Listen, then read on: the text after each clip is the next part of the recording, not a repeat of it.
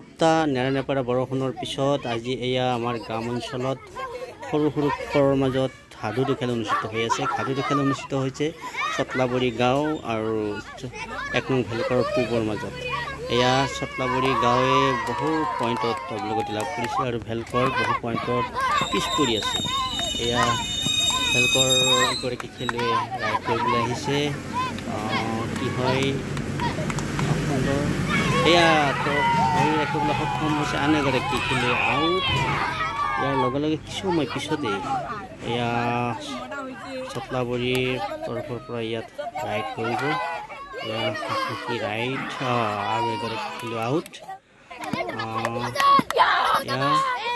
আন এগৰাকী ভেলকৰ খেলুৱৈ আউট। ইয়াৰ লগে লগে গেম অভাৰ হ'বলৈ মাত্ৰ অলপ সময় বাকী। সুন্দৰ খেল অনুষ্ঠিত হৈ আছে। খেলুৱৈগৰাকী খেলি আছে সাংঘাতিকভাৱে পিছ কৰি আছে আৰু চটলাবৰী সাংঘাতিকভাৱে অগ্ৰগতি লাভ কৰিছে আৰু চটলাবৰী খেলুৱৈসকল উৎসাহিত হৈ আছে। এবাৰ